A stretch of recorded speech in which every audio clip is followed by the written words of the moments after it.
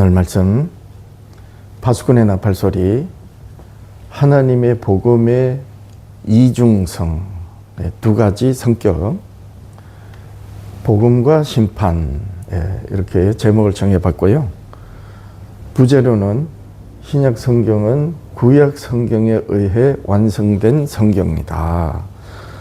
이런 주제로 말씀을 듣겠습니다. 예수님께서 공생애를 처음 시작하실 때 말씀은 천국 복음이에요. 마태복음 4장 17절 이하, 바로 이 16절 이전에는 성령의 인도하심을 따라서 광야에서 마귀 사탄과의 싸움, 그 미혹을 이제 물리치시고 이제 공생애를 이제 시작하신 것입니다. 이때부터 비로소 전파하여 이제 처음 말씀하신다는 것이죠.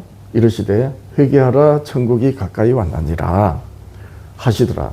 23절이야. 예수께서 온 갈릴리에 두루 다니사 저희 회당에서 가르치시며 천국 복음을 전파하시며 백성 중에 모든 병과 모든 악한 것을 고치시니 그러셨습니다. 마가는 이렇게 기록했습니다. 마가복음 1장 17절 15절. 요한이 잡힌 후, 이때가 침례 요한이 이제 잡힌 거예요. 예수님께서는 침례 요한이 뭡니까? 이제 끝나기를 기다린 것이죠. 순교하기를 기다리셨어요. 왜냐하면 이때 요한도 선지자로 유대인들이 그렇게 요한을 따랐고 또 많은 제자들이 따랐거든요. 그리고 예수님도 선지자로 본 거예요, 유대인들이. 그러니까 침례 요한은 구약시대 하나님께서 예수 그리스도를 증언하시는 하나님의 복음을 마지막으로 이제 그 하나님이 말씀하신 선지자거든요. 요한 이후에도 예수님 이전에 요한 이후에도 선지자가 있다면 예수님이 공생애를 아직 못 하시는 거예요. 왜냐하면 구약시대 이스라엘이 끝나면 이제 그때부터 말세가 되는 거예요. 예수님의 때부터. 그래서 요한이 이제 순교하기를 기다리신 거예요. 알고 보면 그런 겁니다. 예수께서 갈릴리에 오셔서 하나님의 복음을 전파하여 이르시되, 때가 찼고 하나님이 구약시대 선지자들로 말씀하신 그 모든 말씀이 침례 요한으로 이제 다 찼다는 거예요. 그리고 이제 그리스도께서 아버지께서 선지자들로 말씀하신 그 모든 말씀을 이제 이루시기 위해서 이 땅에 태어나신 예수님이 공생애를 시작하신다는 것이지요. 하나님의 나라가 가까이 왔으니 회개하고 복음을 믿으라 하셨습니다. 자, 하나님의 복음은 하나님의 나라에 대한 정언과 구원에 관한 복음입니다. 하나님께로 구별된 성도는 당연하게 이 천국 복음이, 하나님의 복음이 어떤 말씀인지 알고 믿는 사람인 것입니다. 무슨 말이냐면 예수님이 처음 전파하신 하나님의 복음, 천국 복음, 하나님의 나라와 회개하고 복음을 믿으라고 하신 이 말씀이 어떤 말씀인지 하나님께로 구별된 성도는 안다는 거예요. 너무 당연한 말 같지만 전혀 그렇지 않아요.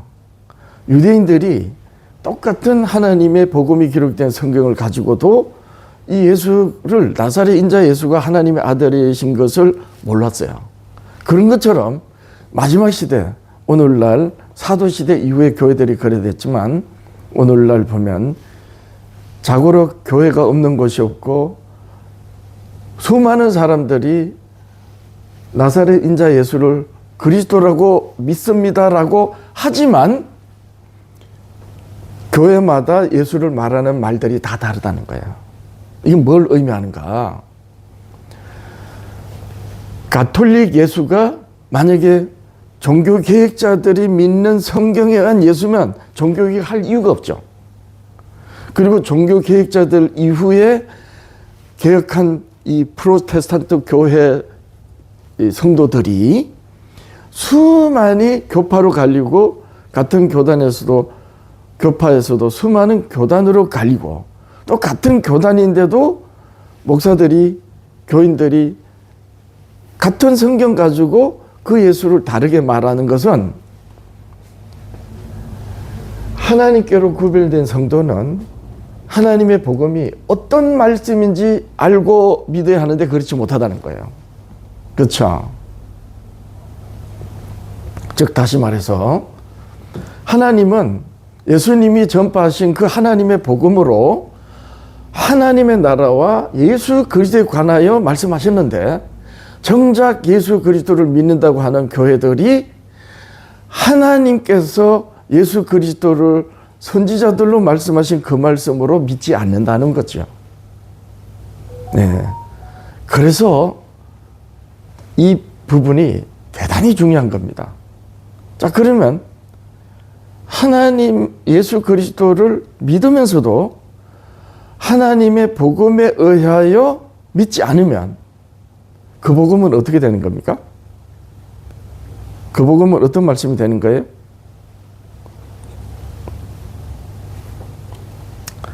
자, 하나님의 복음은 하나님의 의가 나타난 복음입니다. 자, 조금 전에 우리가 어떤 말씀을 봤냐면 복음은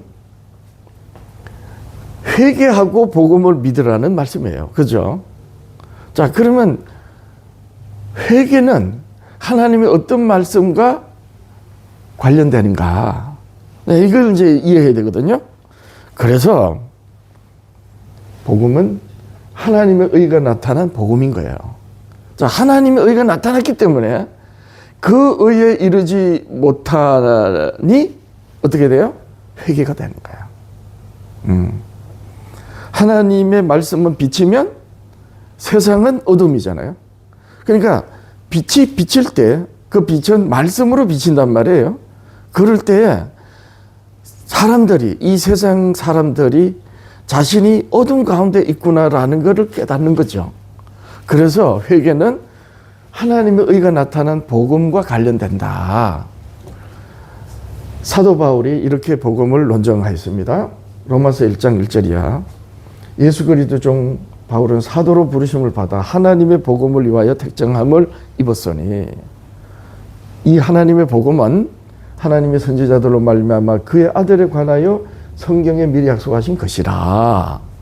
자, 여기서 우리가 주목해야 되는 게 하나님의 의가 나타나는 복음이 예수 그리스도 하나님의 아들 예수 그리스도에 관하여 미리 약속하신 것에 대하여 하나님의 나타난 의가 뭐예요? 이게 십자가예요. 왜냐하면 예수님에게는 이 세상의 모든 죄가 그 육신에 정해졌어요. 그러니까 하나님의 의가 나타나는 복음에 대하여 그 예수님은 어떻게 돼야 돼요? 죽어야 되는 거예요. 그렇게 되는 겁니다. 그래서 단순히 나사렛 인자 예수가 하나님의 아들이라고 선지자들로 정언하신 성경에 미리 약속하신 말씀이 나사렛 인자 예수님이 그리스도다라고 하는 우리들의 구세주다라고 하는 그것으로 끝이 아니고 구세주가 되시기 위해서 하나님의 의가 나타난 복음에 이 세상의 모든 죄가 그리스도께 정해진 그것 때문에 예수님이 죽는다는 말씀까지 되는 거죠. 그렇게 되는 겁니다. 자, 이 말씀이 어떤 의미인가 보는 거예요. 자, 그 말씀이 어떤 말씀이냐? 하나님의 의가 나타난 복음이 어떤 말씀이냐? 조금 전에 사도 바울은 하나님이 그의 아들에 관하여 선지자들로 성경에 미리 약속하셨다 했죠. 자, 그러면 그 선지자는 누구냐 이거예요. 예, 구약 시대는 모세 시대 이후로 모세부터 예수님의 때까지 침례 요한의 때까지 시대마다 많은 선지자들이 있었죠. 그러면 그 선지자들 중에서 특별히 예수 그리스도를 친히 정언하신 그 말씀을 누구로 하셨느냐? 예수님이 밝히셨어요. 요한복음 5장 37절이야. 또한 나를 보내신 아버지께서 친히 나를 위하여 정언하셨느니라. 이 말씀이 왜 중요하냐? 이 말씀을 누구로 주셨다? 모세로. 그런데 너희는 아무 때도 그 음성을 듣지 못하였고 그 형령을 보지 못하였으며 그 말씀이 너희 속에 거하지 아니하니 이는 그의 보내신 자를 믿지 아니하니라. 우리가 이 성경을 가지고 예수 그리스도를 믿어도 하나님이 말씀하신 그 말씀을 바르게 깨닫고 믿지 않으면 결국 하나님께서 보내신 그를 믿지 않으면, 그 선지자의 말씀을 믿지 않으면 그 말씀이 거하지 아니한다는 거예요. 자, 너희가 성경에서 성경이 이러면서 영생을 얻는 줄 생각하고 연구하거니와 곧 내게 대하여 정언하는 것이라. 그러면서 이제 아버지께서 친히 그리스도를 정언하신 말씀을 누구로 하셨는지 말씀하시는 거예요. 45절이야. 내가 너희를 아버지께 고발할 것 생각하지 말라. 너희를 고발할 이가 있으니 곧 너희가 바라는 자 모세니라. 자, 여기서 아주 중요한 부분이 뭐냐면 하나님께서 예수 그리스도를 친히 정언하신 모세로 말씀하신 그 말씀이 어떤 말씀이 된다는 거예요? 너희를 고발하는 말씀이 된다는 거예요.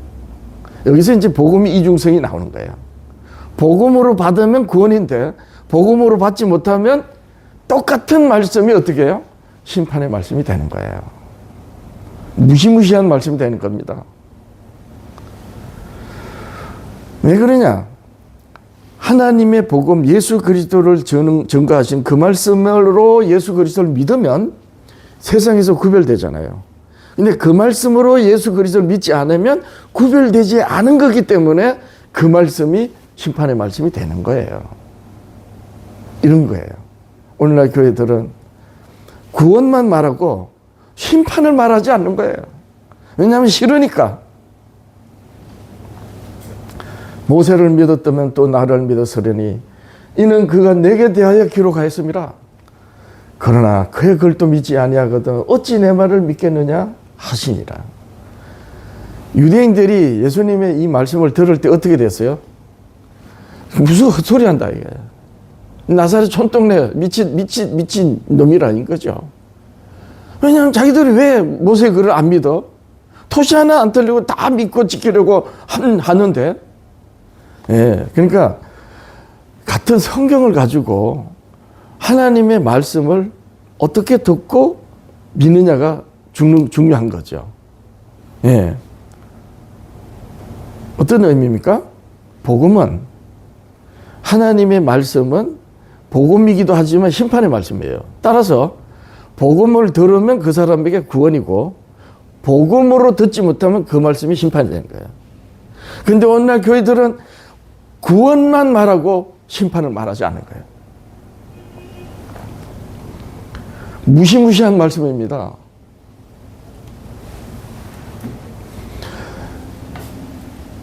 따라서 예수님이 복음을 전파하시고 복음을 말씀하시는 것은 아버지께서 인자 예수님 안에 계시며 세상 사람들에게 인자 예수가 하나님의 아들 그리스도라는 것을 깨닫도록 하시는 일을 하시기 때문인 거예요. 즉 아버지께서 예수님 안에서 일을 하시는 거예요.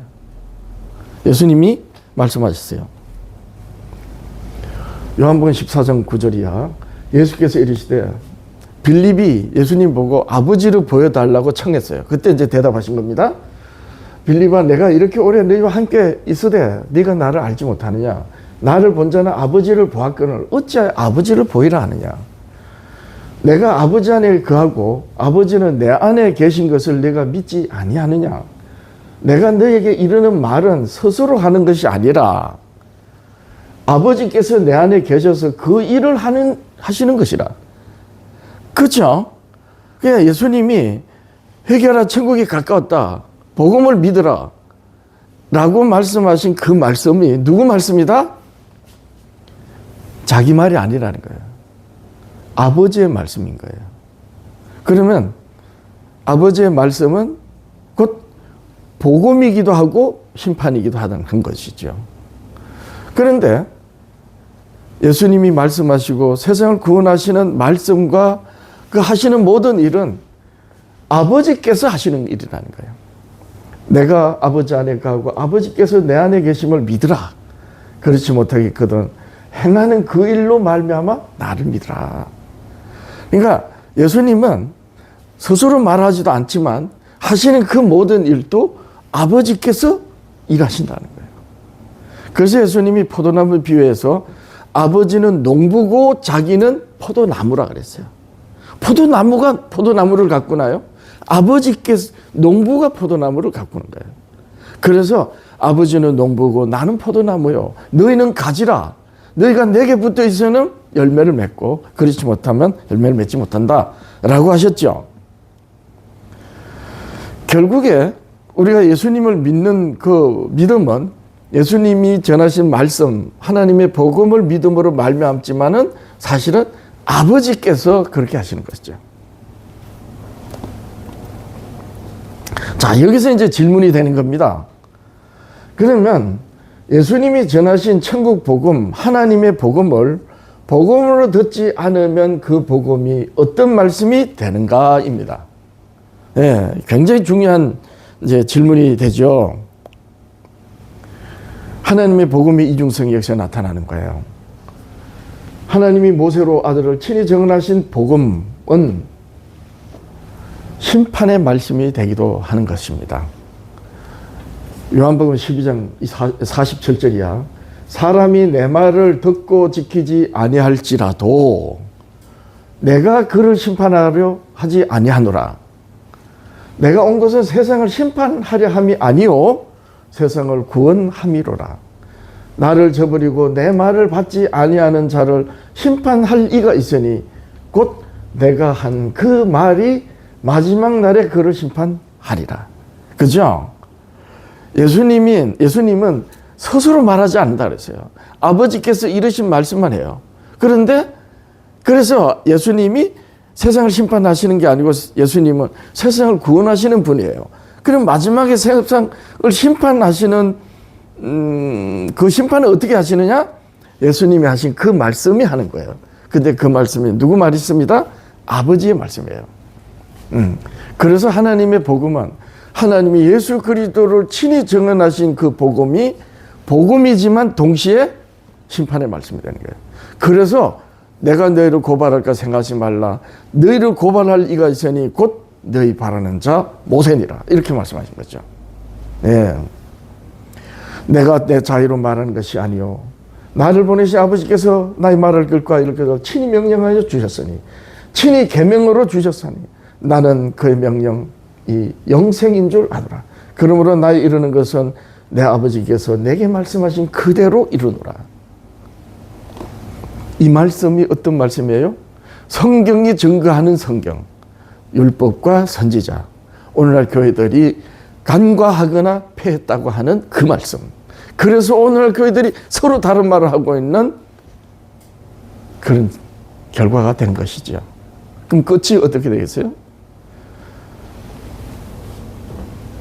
못된 나무, 나쁜 열매를 맺고 모래 위에 집을 지어 창수가 나면 심판대 다 무너지면 하나님의 말씀을 가지고 주여 주여 우리가 주의 선지자 주의 이름으로 선지자 노릇하며 주의 이름으로 많은 권능을 행하며 많은 귀신을 쫓아내며 많은 권능을 행하지 아니하이나이까 그렇게 말할 텐데 그때 내가 너희들에게 밝히 말하되 나는 너희를 모른다. 불법을 행하는 자들아 내게서 떠나가라 하리라. 불법을 어떤 말씀을 정한다고요? 하나님의 복음의 말씀으로. 얼마나 무섭습니까?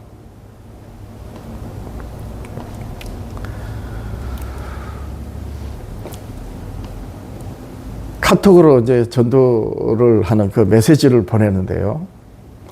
이번 주에 보낸 메시지 내용이 제목이 이소작 파수꾼의 나팔 소리 금년들한테 7번째 메시지인데요. 율법을 깨달은 장로교 목사의 신앙 고백과 권면이에요.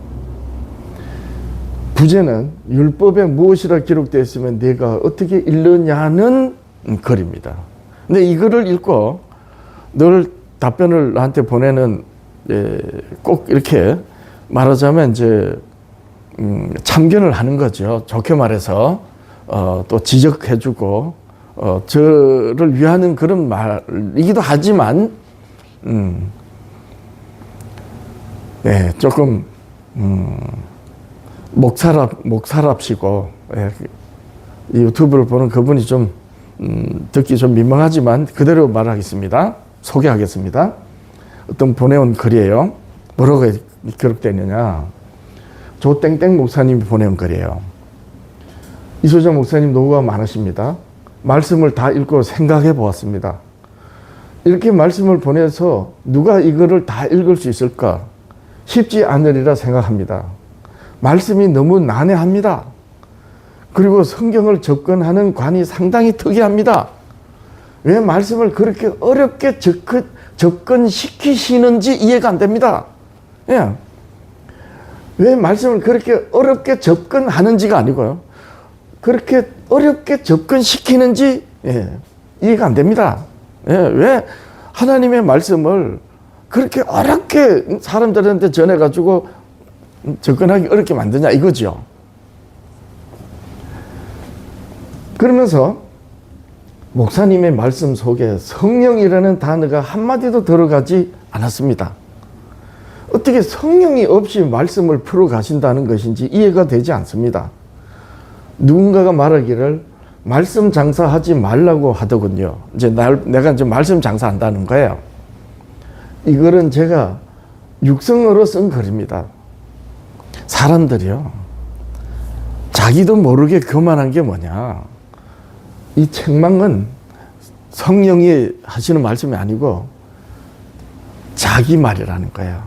부족한 자기 눈에 그래 보인다는 거죠. 겸손하게 말하는 것 같지만 굉장히 교만한 말이죠. 이건 나를 질책하고 내 글에 토를 다는 것 때문에 불쾌해서 하는 말이 아니에요. 왜 그런지 봅니다. 육성으로 쓴 글입니다. 이해하고 읽어주셨으면 좋겠습니다. 이렇게 답이 왔어요. 그래서 내가 이제 어떻게 답을 보내느냐.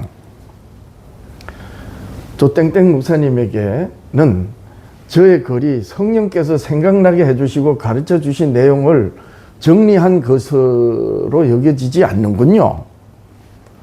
성경으로 말씀을 나눌 때 말씀으로 받으면 그 사람에게 성령께서 하시는 말씀이 되고 사람의 말글로 보이면 쓸데없는 글이 됩니다.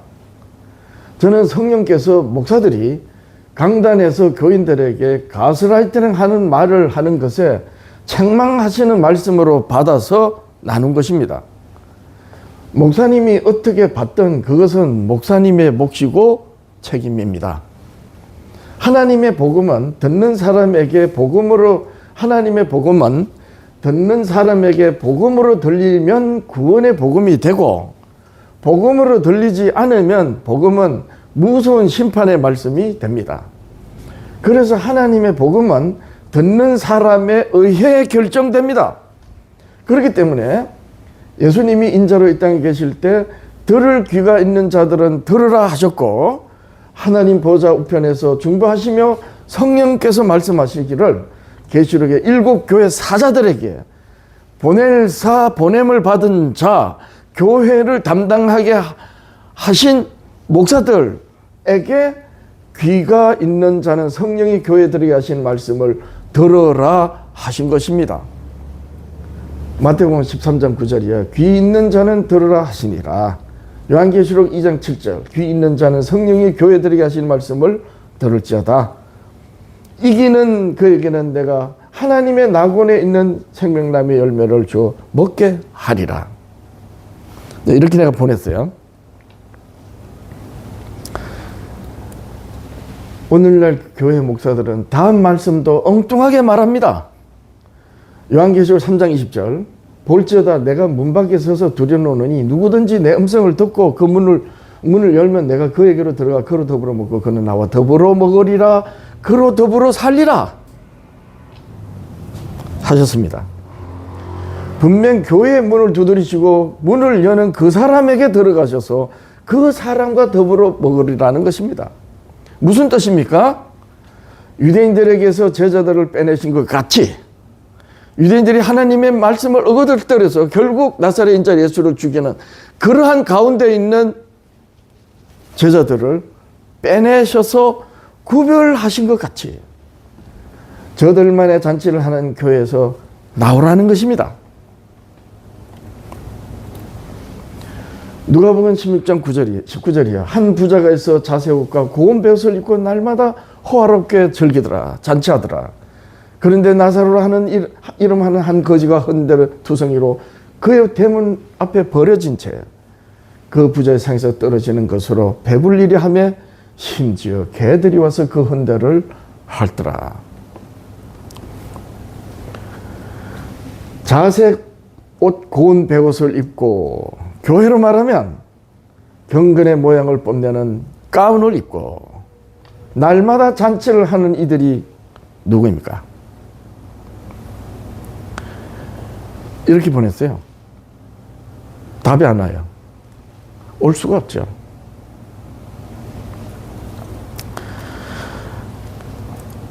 PPT를 내가 만들다가 다 못 만들어가지고 그래서 하나님께서 선지자들로 예수 그리스도에 관하여 친히 증언하신 하나님의 복음, 우리 주님이 하나님의 복음, 천국 복음을 전하신 그 복음은 듣는 사람에게 의하여 결정되는 거예요. 왜냐하면 하나님은 구원의 하나님이시지만 동시에 심판의 하나님이에요. 심판의 하나님이시란 말입니다. 그러므로 하나님의 복음이 복음으로 들리면 그 사람에게는 구원의 복음이 되지만 들리지 못하면, 들리지 않으면 그 사람에게는 심판의 말씀이 되는 것입니다. 성경을 사람의 말로 그러면 주여 주여 하면서 믿으면요, 그거야말로 예수님께서 산상수훈으로 거짓 양의 옷을 입고 경건의 모양을 뽐내는 목사 가운을 입고 양의 옷을 입고 거짓 선지자들, 거짓 선생들이 거짓 그리스도, 이 세상에 권세 가지고 있는 세상 임금을 말하는 그 뱀의 말을 하면서 예수님을 말하는 거예요. 그래서 말하는 자는 자기 말을 하지 말고, 예수님 그랬잖아요. 왜냐? 예수님은 인자 예수님이에요. 그 인자, 나사렛 인자 예수님을 아버지께서 증언하시는 그 말씀으로 자기를 밝히셔야 되는 거예요. 따라서 예수님은 자기 말을 하시면 안 되는 것이었습니다. 그래서 강단에서 성경으로 교인들에게 설교를 하고 말씀을 가르치는 선생 자리에 있는 사람들은 자기 말을 하면 안 되는 거예요. 그런데 그렇나요? 예수님은 자의로 말하지 않으시고 예수님께서 예수님을 보내신 아버지의 말씀을 가지고 그의 명령이 영생인 줄 알리라. 그래서 인자 예수님이 내가 너희에게 이르는 말은 곧 영이요 생명이라 하시던 것입니다. 자기 자신을 내가 하늘로서 내려온 산떡이다. 왜? 그 예수님이 아버지의 말씀으로 생명의 말씀을 하시기 때문에. 그래서 사도 바울은 이렇게 우리들에게 편지합니다. 베드로전서 4장 11절. 만일 누가 말하려면 하나님의 말씀을 하는 것 같이 하고, 누가 봉사하려면 하나님의 공급하시는 힘으로 하라. 이는 범사의 모든 일에 예수 그리스도로 말미암아 하나님이 영광을 받게 하려 함이라. 그에게 하나님께 영광과 권능이 세세 무궁토록 있느니라. 그러니까 하나님은 영원 전부터 하나님 속에 감춘 비밀이 경륜이 있었는데, 그게 무엇이다? 하늘에 있는 천사들과 이 하늘에 있는 정사와 권세, 하늘에 있는 천사들조차 알기를 원하는, 왜? 비밀이기 때문에. 그것이 뭐다? 때가 찬 예수 그리스도로 말미암아 교회로 하여금 하늘과 땅에 하나님에게서 어긋난 모든 것을 예수 그리스도로 통일하려 함이라. 예. 그래서 왜 말을 할 때 하나님이 말씀하시는 것 같이 하고 또 누가 봉사할 때 하나님이 공급하는 힘으로 하는 같이 해야 되는가? 이는 모든 일에 예수 그리스도로 말미암아 하나님이 영광을 받으시게 하기 위해서. 그냥 그리스도로 모든 게 통일되는 거예요. 그 나사렛 인자 예수를 하나님의 아들이시고 그리스도라고 친히 하나님께서 말씀하신 그 복음이 복음으로 들리지 않으면 심판의 말씀이 된다는 것입니다. 참 무시무시한 말씀이죠.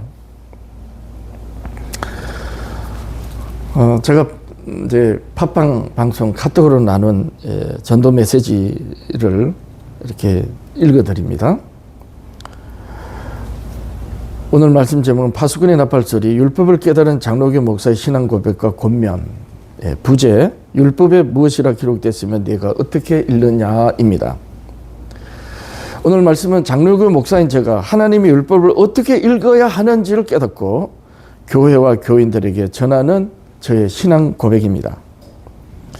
어느 율법사가 예수님께 영생에 대하여 물었고 그 물에 예수님께서 도로 물으셨습니다. 누가복음 10장 25절 이하에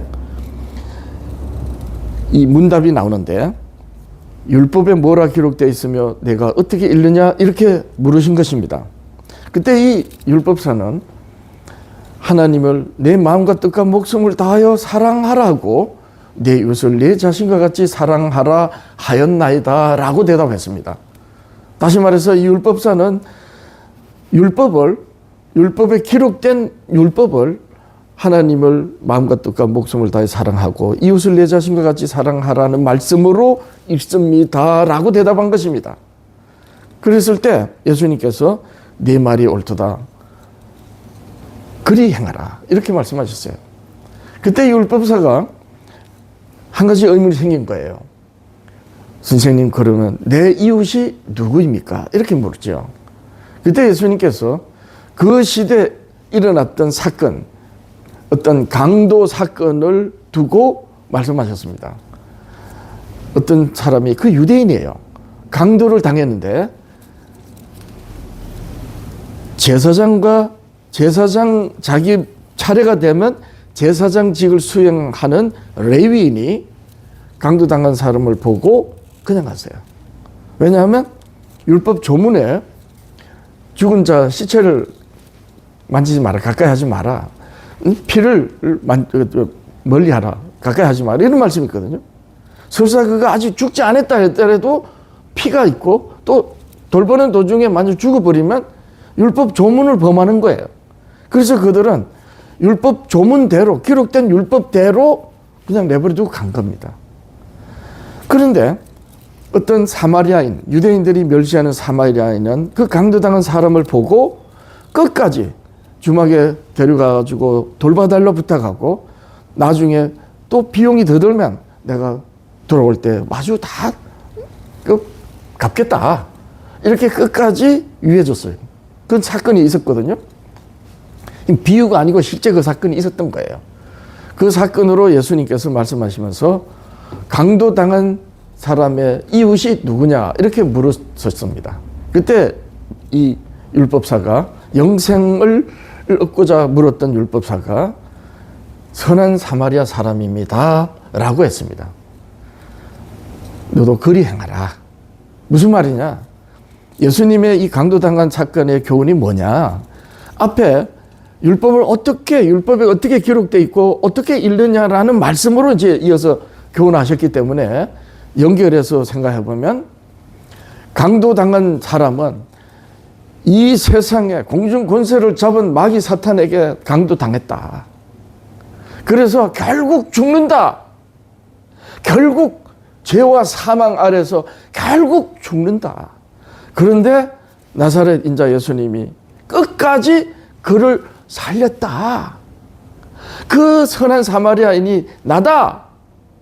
그리고 하나님을 사랑하라, 이웃을 사랑하라는 그 말씀이 바로 내가 강도당한 사람, 사마리아 사람이 강도당한 사람을 위해 준 것처럼 내가 이 세상의 죄악 가운데서 사망으로 멸망하는 사람들의 영혼을 구원하는 그 그리스도라는 것을 아버지께서 말씀하신 것이다. 이렇게 교훈하신 거죠. 따라서 그러면 율법에 뭐라 기록되어 있으며 내가 어떻게 읽느냐 읽느냐라는 질문에 어떻게 대답해야 돼요? 죄와 사망 가운데서 죽어가는 우리 이웃들에게 선한 사마리아와 같이 세상을 구원하시는 예수 그리스도를 믿는 믿음으로 그들을 위하여 봉사할 때 하나님이 하시는 것 같이 하고 그들에게 하나님의 말씀을 전할 때는 하나님의 말씀하시는 것 같이 전하라. 이 교훈인 거죠.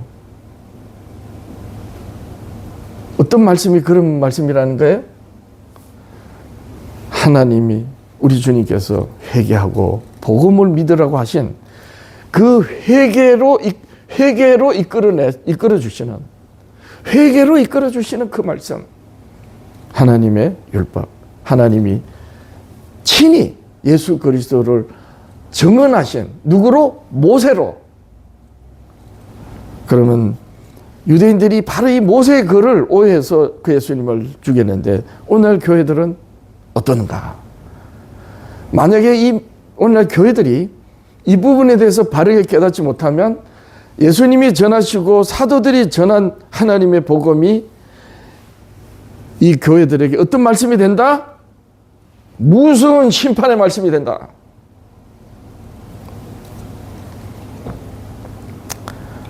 예.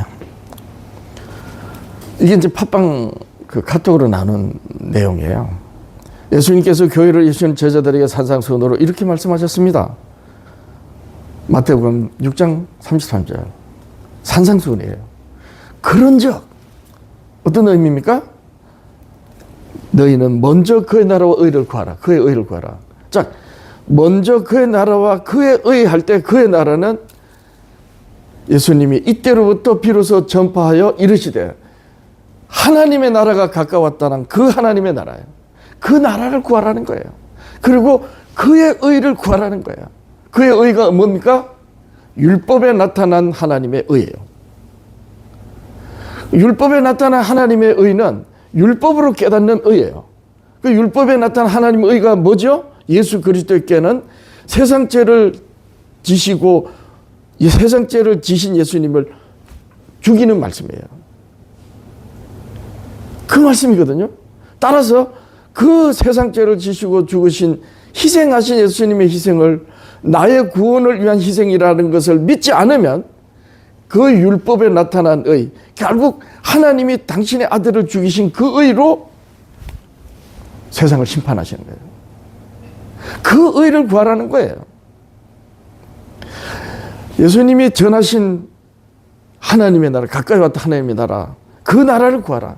그리고 예수님을 십자가에 달아서 죽이신 하나님의 의가 나타난 그 율법으로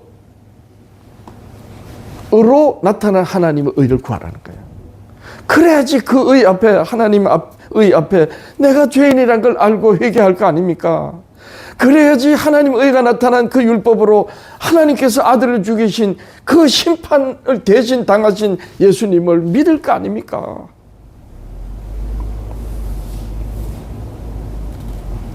오늘날 교회들이 말하는 하나님의 복음은 복음이 아닌 거예요. 뱀이 뿌린 가라지.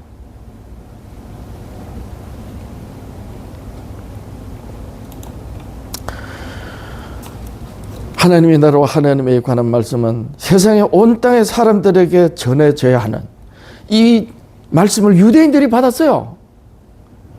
유대인들이. 그래서 그 적은 무리의 남은 자손들로 바다의 모래같이 수많은 아브라함의 자손들이 다 어긋나 버리고 시대마다 정말 이 하나님의 복음을 마음에 들었던 히브리서 11장으로 말하면 믿음의 사람들이 그리스도를 위하여 고난받는 그 고난의 수고로 이 땅에 오신 그 예수 그리스도를 우리가 믿음으로 말미암아 구원에 들었어요. 그래서 이제 예수님께서 이 땅에 오셔가지고 유대 땅에서 자기를 죽이는 유대인들에게 어떻게 해서든지 자기를 예루살렘과 온 유다와 사마리아 왔던 것까지 가서 전하는 그 하나님의 나라와 예수 그리스도를 전하는 그 증인이 될 수 있도록 유대인들에게 그토록 애써서 이끌어내신 거예요. 그리고 지금도 여전히 하나님 보좌 우편에서 교회를 향해서 내 백성아, 이 세상을 향해서 내 백성아 거기서 나오라 그러시고 저들끼리만 잔치하는 교회를 향해서 문을 두드리시면서 문을 열라. 문을 열면 내가 그에게 들어가 그와 더불어 살리라.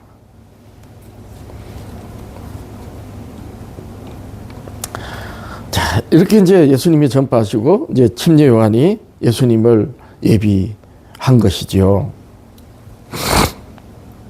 자, 회개는 회개하고 복음을 믿으라라고 하신 이 회개는 하나님에게서 어긋난 죄를 깨닫게 하는 하나님의 율법에 의한 것입니다. 그렇잖아요. 따라서 회개는 하나님의 의에 대한 것입니다. 그러니까 하나님의 복음은 하나님의 나라와 하나님의 의에 관한 하나님의 말씀인 것입니다. 그래서 예수님이 그런즉 너희는 먼저 그의 나라와 그의 의를 구하라 하신 것입니다. 그러면 그런즉 하셨으니 너희가 먼저 그의 나라와 의를 구하라는 그 나라와 그의 의를 깨닫게 하는 말씀이 어디에 있다? 그런즉 앞에 산상수훈 마태복음 5장 그리고 그 6장에서는 바로 그 하나님의 그 복음을 깨달은 그런즉 그의 나라와 의를 구하라고 라는 이 말씀을 깨달은 자들이 너희는 이렇게 기도하라. 하늘에 계신 우리 아버지여 이름이 거룩히 여김을 받으시오며 나라에 임하시며 그리고 그의 나라와 그 의를 구하라. 그리고 7장에서 마태복음 7장에서 그렇게 살았냐 못 살았냐. 자, 그러시면서 이제 산상수훈 결론으로 마태복음 7장 12절 그러므로 무엇이든지 남에게 대접을 받고자 하는 대로 너희도 남을 대접하라.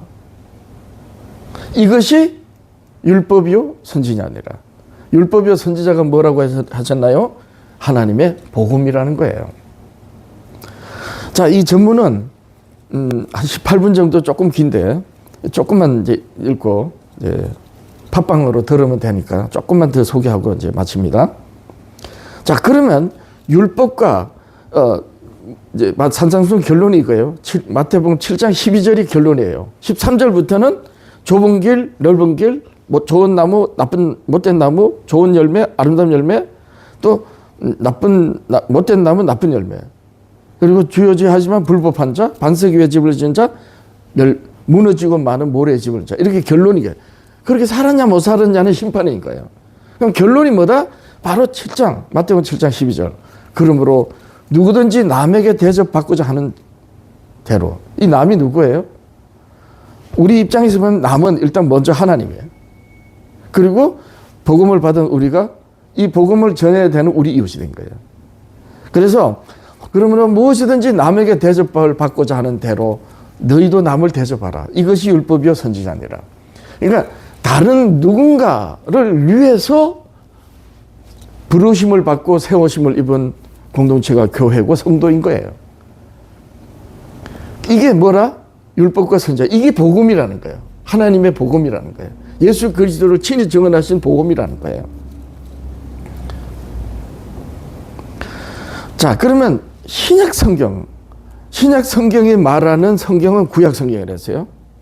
그리고 예수님이 구약 성경의 선지자들과 율법에 의하여 이 세상에 오신 거예요. 그리고 예수님이 자기를 증명하실 때 아버지의 말씀으로 선지자들로 말미암아 그의 아들에 관하여 성경에 미리 약속하신 그 말씀으로 예수님이 자기를 증명하신 거예요. 그러면 그 말씀이 뭐다? 율법과 선지자인 거예요. 그러면 이 율법과 선지자가 신약 시대에 신약 성경은 어떻게 기록되어 있느냐? 이제 그걸 보는 거예요. 예수님이 산상수훈으로 말씀하실 때 율법과 선지자를 신약 성경은 예수님께서 11번 말씀하셨어요. 예수님이 이 땅에 계실 때 율법과 선지자를 11번 말씀하신 거예요. 예를 들면 마태복음 5장 17절 내가 율법이나 선지자를 폐하러 온 줄로 생각하지 말라. 예, 율법이나 선지자를 폐하는 게 아니다는 거죠. 오히려 율법의 1.1획이 되어서 다 이루리라. 네, 이렇게 말씀하셨죠. 마태복음 11장 13절 모든 선지자와 율법이 예언한 것은 요한까지라. 그러니까 모든 선지자와 율법이 이렇게 또 예수님 말씀하셨죠. 그리고 마태복음 22장 37절에서 40절로 모든 선지자와 율법이 마태복음 22장 37, 47절로 하나님을 사랑하라 이웃을 사랑하라. 이 두 큰 계명이 온 율법과 선지자의 강령이니라. 예. 이렇게 예수님께서 율법과 선지자라는 말씀으로 직접 말씀하신 게 11번이에요. 인자로 이 땅에 계실 때. 사도들은 편지로 율법과 선지자들을 증언하였습니다. 누가복음 24장 27절에 예수님이 이렇게 말씀하셨어요.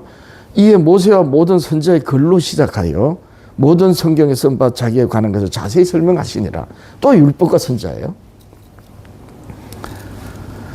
부활하셔가지고도 그렇게 말씀하신 거예요. 율법과 선지자의 글로 자기를 가르치신 거예요.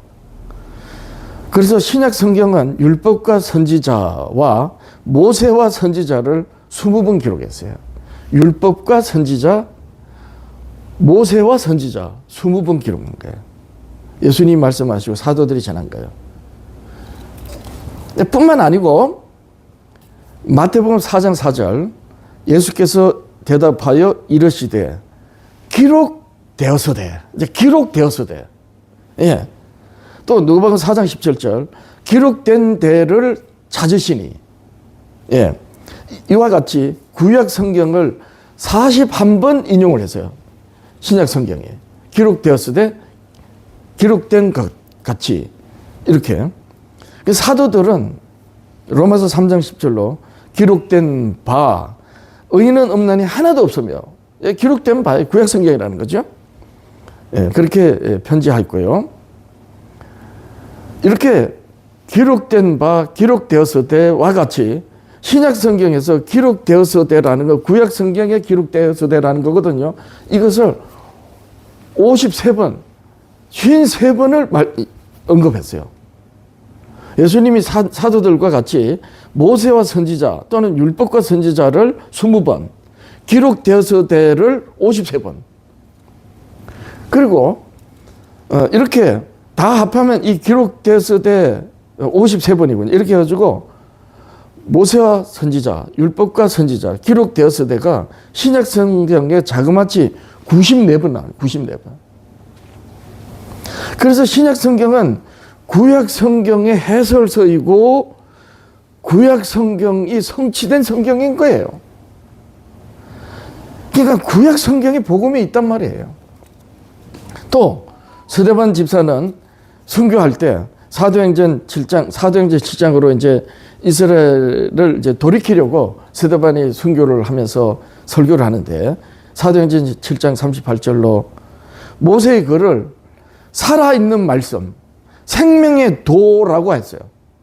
스데반 집사가. 그러니까 모세의 글 선지자 또는 율법과 선지자 또는 기록되었을 때 말고 스데반 집사는 모세의 글을 살아있는 말씀, 생명의 도라고 했단 말이에요.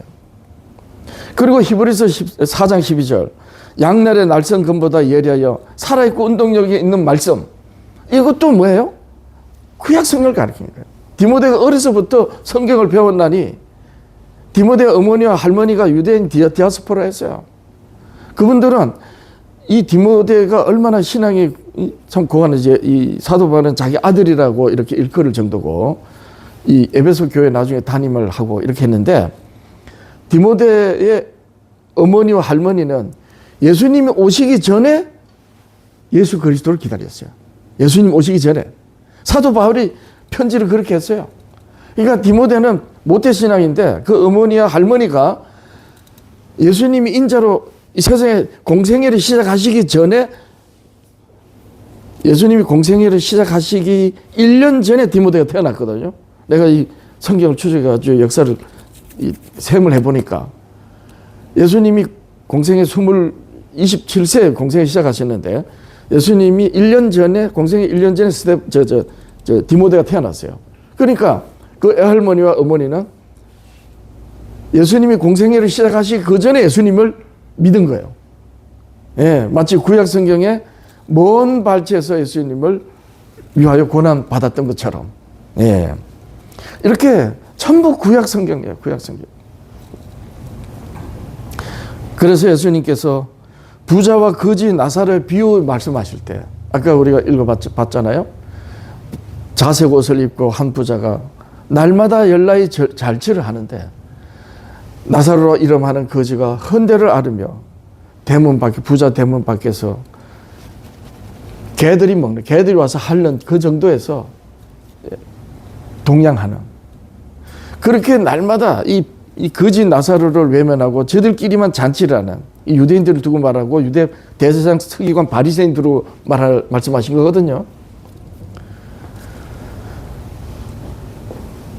그 부자가 날마다 잔치를 하던 비유 속의 부자가 이제 죽어서 엄부에 가고 부자 대문 앞에서 참 거지로 병들어 앓고 죽은 나사로가 이제 낙원에 간 겁니다. 아브라함 품에. 이제 비유입니다. 그걸 가지고 교회들은 또 영원히 어디 가고 지옥 가고 뭐 천국 가고 이런 엉뚱한 말을 하는데 예수님의 비유의 말씀은 사람이 죽으면 엄부 가고 낙원 가 이걸 말씀하는 게 아니에요. 누가복음 16장 말씀의 끝에 쭉 가보면 이제 이렇게 됩니다. 음부에서 고통받는 이 비유입니다. 낙원에 있는 아브라함, 죽은 나사로를 안고 있는 아브라함을 보고 아브라함이요 타들어가는 목을 나사로의 손에 물을 보내가지고 좀 식히게 해주세요. 안 된다. 그건 왔다 갔다 하지 못한다. 그러니까 이 부자가 뭐라 하냐면 세상에는 아직 내 형제들이 있으니까 나사로를 보내서 이곳으로 오지 않게 하소서. 그러니까 이 음부 오지 말고 나사로처럼 구원받게 해달라는 거예요. 근데 아브라함이 뭐라 하느냐? 아니다. 그곳에는 모세와 선지자가 있다. 그들에게서 들으면 된다. 이 부자가 있다가 아닙니다. 죽은 자가 가서 만약에 죽은 자가 가서 말하면 들을 겁니다. 회개할 겁니다. 그때 아브라함이 비유 속에서 예수님 말씀이 뭐냐? 설사 죽은 자가 가서 말할지라도 회개에 이르지 못한다. 모세와 선지자에게 들어야 한다. 이 교회들이 이 모세와 선지자의 이 의미를 예수님이 비유로 말씀하신 모세와 선지자에 들어야 한다. 모세와 선지자에게 들으면 영생한다. 왜? 그 모세와 선지자의 글이 하나님에게 어긋난 죄를 깨닫게 하고 예수님을 믿게 하는 그 모세와 선지자의 글로 예수님이 이 세상 죄를 대신 짊어지시고 죽으신 거, 그걸 깨닫게 하는 거거든요. 그 예수를 믿게 하는 거기 때문에 모세의 글과 선지자의 글로 구원을 받는다. 이렇게 말씀하신 것이 누가복음의 이 부자와 거지 나사로의 비유인데 교회들은 모세와 선지자, 율법과 선지자의 의미가 어떤 의미지를 예수님이 비유로 말씀하신 걸 까맣게 잊어버리고 엉뚱하게 사람이 죽으면 지옥 가고 음부 가고 사람이 죽으면 천국 가지 않냐고 이런 식으로 엉뚱하게 말을 하는 거예요. 그게 비유인데 그리고 진짜 예수님의 말씀은 그게 아니고 모세와 선지자 하나님이 예수 그리스도를 친히 증언하신 그 말씀으로 구원받는다. 그렇지 않으면 그 말씀이 심판한다. 그 말씀 한 거거든요. 예. 이후로 내가 쭉 이렇게 카톡을 보냈더니 아까 조땡땡이라는 목사님이 그렇게 글을 보내온 거예요. 오늘 이 말씀을 다시 다 정리해가지고 이제 이 PPT를 다 올려서 이제 설명하면 쉬운데 이게 집사님들도 오시면 내가 다시 이제 전하려고 합니다. 여기까지 하겠습니다. 하나님 아버지 감사드립니다. 복음을 우리 주님이 전하신 복음, 사도들이 전한 우리 아버지 하나님의 복음, 천국 복음, 회개에 이르게 하는 그 복음, 아버지 하나님 어떤 말씀인지 성령께서 하시는 말씀을 들었습니다. 또 교회들이 그 복음을 어떻게 어그러뜨리고 있는지, 그리고 어떤 처지에 있는지 말씀을 들었습니다. 세상은 어지럽고 정치, 경제, 이 세상의 사람들이 추구하는 그 모든 것들이 너무 어지럽습니다. 무엇이 옳고 그른지를 모르는 깜깜한 어둠 가운데서 사는 사람들에게 하나님의 생명의 말씀이 빛으로 전해져야 되는 이 복음을 들었습니다. 하나님 아버지시여, 참 애가 탑니다. 이 복음을 가지고 있는 교회들이 저들만의 잔치를 하며 우리 아버지 하나님의 복음을 어그러뜨린 것을 깨달으니 복음을 깨닫는 그 은혜에 감사뿐만 아니라 그만큼 부담이 되고 고민이 되고 참 답답합니다. 하나님 아버지시여, 세상을 향해서, 교회를 향해서 내 백성아 거기서 나오라, 문을 열라, 문을 열면 내가 그에게 들어가 그로 더불어 먹고 그는 나와 더불어 살리라, 그렇게 말씀하십니다. 아버지 하나님이여, 세상을 향하여 내 백성아 거기서 나오라는 이 말씀과 교회의 문을 두드리신 그 두드림은 누가 하는 것입니까? 우리 아버지 하나님의 복음, 예수님께서 말씀하신 그 말씀이 어떤 의미가 있는지, 복음의 말씀, 구원에 이르게 하는 복음이요, 또한 심판하시는 무서운 말씀인 것을 깨달은 성도들로 하여금 세상을 향해 외치고 교회를 향하여 두드리는 그 일을 하는 것이라 믿습니다. 오 아버지여, 제게 말씀을 주시고 아버지 하나님 부담을 주신 것, 아버지 하나님이시여, 두렵고 떨리는 마음으로 행하는 저희가 될 수 있게 하옵소서. 십계명 회복 선교교회를 세우셨습니다.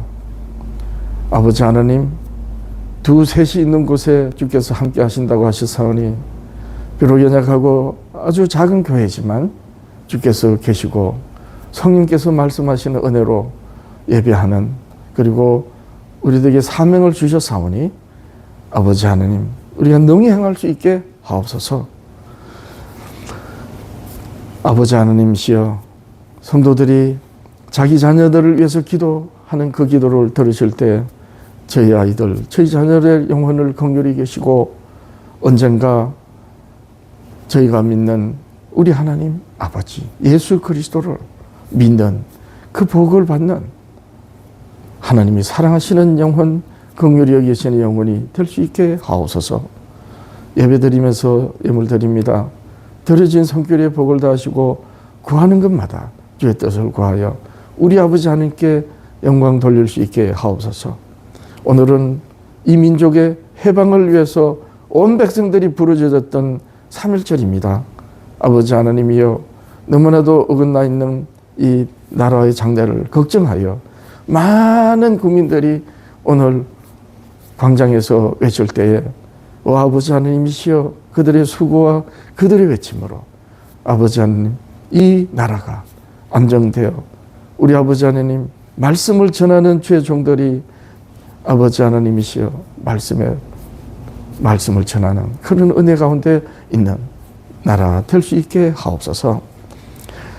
아버지 하나님, 한 주간 주님으로 동행하다가 이제 따뜻한 봄이 되면 열심히 강력하게 그리스도 외치는 우리들이 사명 감당할 수 있도록 도와주시옵소서. 예수님의 이름으로 기도합니다. 아멘.